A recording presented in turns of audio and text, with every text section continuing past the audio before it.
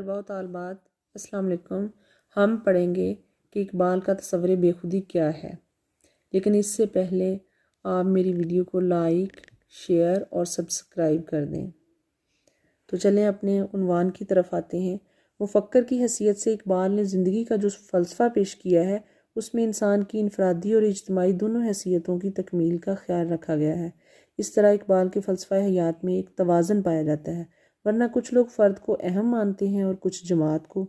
فلسفہ حیات کا یہ توازن اور تناسب ہی شاید فکر اقبال کا سب سے بڑا کارنامہ ہے۔ اقبال نے اپنی ان نظریات و خیالات کے اظہار کے لیے دو اصطلاحات استعمال کی ہیں، اول خودی اور دوم بے خودی۔ خودی عام طور پر تکبر اور غرور کے معنوں میں لیا جاتا ہے اس کو، لیکن اقبال نے لفظ خودی کو اصطلاحی معنوں میں استعمال کیا ہے اور اپنی فارسی کتاب اسرار خودی اور اردو نظم ساقی نامہ اور دیگر شاعری میں اس پر تفصیل سے روشنی ڈالی ہے۔ ماہرین نے اقبال کی اس اصطلاح کی تشریح میں بہت لمبے چوڑے تجزیے کی ہیں۔ بہرحال ہم یہ کہہ سکتے ہیں کہ اقبال نے خودی سے خود شناسی اور خود آگاہی مراد لی ہے، یعنی اپنی ذات اور اپنی پوشیدہ صلاحیتوں کی پہچان کرنا، اپنی اہمیت کا احساس پیدا کرنا، زندگی کے معاملات میں غیرت اور خودداری کا مظاہرہ کرنا۔ اقبال کے نزدیک خدا کی پہچان کے لیے خود کو پہچاننا ضروری ہے۔ ضرب کلیم کی نظم افرنگ زدہ میں دہریت کی طرف مائل نوجوانوں کو مخاطب کر کے کہتے ہیں، تیری نگاہ میں ثابت نہیں خدا کا وجود، میری نگاہ میں ثابت نہیں وجود تیرا۔ خود کو پہچاننے سے مراد یہ نہیں کہ کوئی شخص یہ جان لے کہ اس کا نام و نسب کیا ہے، وہ کس نسل سے ہے، اس کے آباء و اجداد کہاں کے رہنے والے تھے، بلکہ اس سے مراد یہ ہے آدمی اپنی اہمیت کو سمجھے، وہ یہ جاننے کی کوشش کرے کہ وہ کس مقصد کے لیے پیدا کیا گیا ہے، اسے کون کون سی قابلیتیں عطا ہوئی ہیں اور وہ ان سے کام کیا لے سکتا ہے۔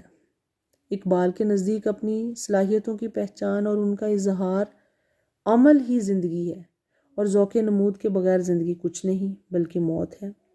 اپنے وجود کا احساس تو ہر شخص کو ہوتا ہے، لیکن جب آدمی کے دل میں بلند مقصد کے حصول کی آرزو پیدا ہو جاتی ہے تو اس کی خودی بیدار ہو جاتی ہے۔ اقبال کے نزدیک تب اس شخص کو اپنی خودی کی تعمیر و تربیت کرنی چاہیے، یعنی ان چیزوں سے بچنا چاہیے جن سے خودی کمزور ہوتی ہے، جیسے سوال کرنے سے، دوسروں سے مانگنے سے اور محتاجی سے خودی کمزور ہوتی ہے، جبکہ عشق سے خودی مضبوط ہوتی ہے۔ عشق سے مراد مرد اور عورت کی محبت نہیں بلکہ بلند مقصد کے حصول کی شدید آرزو ہے۔ اگر یہ کہا جائے کہ اقبال کی تمام شاعری لفظ خودی کے گرد گھومتی ہے تو میرے خیال سے یہ بے جانا ہوگا۔ بے خودی کے لفظی معنی تو مدہوشی یا بے خبری کی ہیں، لیکن خودی کی طرح اقبال کے ہاں بے خودی کا بھی خاص مفہوم ہے۔ جب کوئی فرد اپنی خودی کی تعمیر و تکمیل کر لیتا ہے تو اسے چاہیے کہ اپنی صلاحیتوں کو اپنی جماعت کے لیے استعمال کرے۔ جب فرد اپنی جماعت سے اپنا رابطہ استوار کر لیتا ہے تو وہ خودی سے بے خودی کی منزل میں داخل ہو جاتا ہے۔ دوسرے لفظوں میں فرد اور ملت یعنی قوم کے درمیان رابطے کے کچھ اصول اور قوانین ہوتے ہیں۔ ان رابطوں، اصولوں اور قوانین کو اقبال نے بے خودی سے تعبیر کیا ہے۔ علامہ اقبال نے فرد کو شاخ اور جماعت کو درخت سے تشبیہ دی ہے۔ شاخیں اگر درخت سے علیحدہ ہو جائیں تو ان پر پھل پھول نہیں آ سکتے، جیسا کہ اقبال فرماتے ہیں، فرد قائم ربط ملت سے ہے تنہا کچھ نہیں، موج ہے دریا میں بیرون دریا کچھ نہیں۔